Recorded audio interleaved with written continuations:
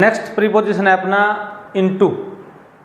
इन to कोई चीज़ का गति करना। देखिए भी गति करके किसी के अंदर जाना, जैसे पहले से कोई अंदर हो तो हमने बताया था आपको इन का प्रयोग करना है, या कोई मोशन के द्वारा अंदर जाता है गति के द्वारा तो क्या आता है अभी इनटू आता है। कुछ वर्ब होती हैं, एक्शन वर्ब बोलते हैं जिसे, वो आपको इंडिकेट करेंगे कि इसमें इनटू आएगा कि इन आएगा। जैसे देखो भी द फ्रॉग फेल, मेंढक फॉल होता है गिरना, फेल गिर गया, इन द वेल या into the well, into the well क्या आएगा अभी इनटू द वेल। वेल मान क्या होता है अभी कुआं।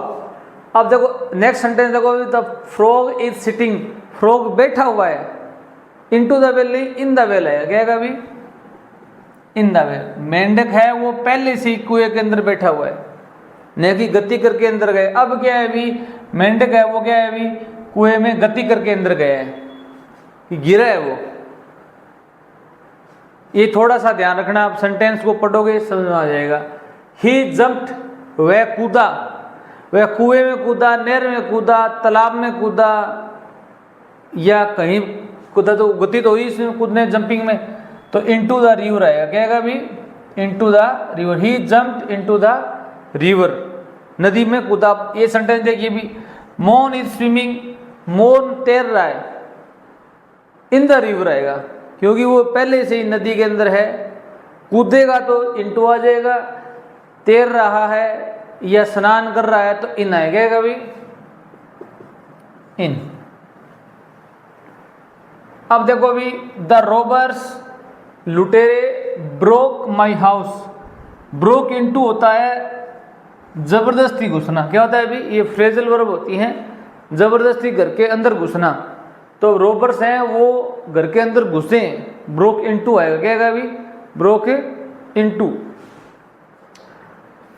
अब देखिए भी एक माध्यम से दूसरे माध्यम में जाना, भी कोई भी सिचुएशन हो, जैसे आपको ट्रांसलेट करने का बोला जाए, अंग्रेजी से हिंदी में ट्रांसलेट करो, हिंदी का संस्कृत में ट्रांसलेशन करो, तो वो एक माध्यम था दूसरे माध्यम में चला गया।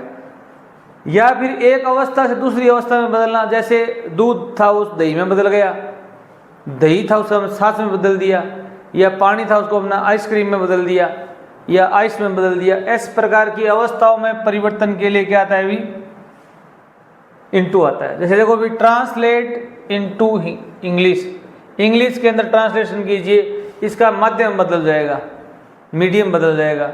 हिंदी से अंग्रेजी में ट्रांसलेशन करना या अंग्रेजी से हिंदी में ट्रांसलेशन करना, कोई भी भाषा का हो। मिल्क है टर्न्स इनटू कर्ड, अब दूध सा वो दूध किसमें बदल गया अभी कर्ड, दही में बदल गया।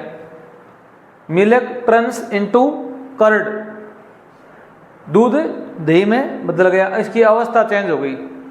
जैसे वाटर टर्न्स इनटू आइस, पानी था वो किसमें बदल गया अभी बर्फ में बदल गया, तो इसकी अवस्थाएं चेंज हो गई। तो आप ध्यान रखना। अब कुछ फ्रेजेज हैं, फ्रेज क्या होती है अभी दो या दो से अधिक वर्ड मिलकर क्या बनाते हैं, एक फ्रेज बनाते हैं। उसमें नाउन फ्रेज, प्रीपोजिशनल फ्रेज, अलग अलग फ्रेज होती हैं।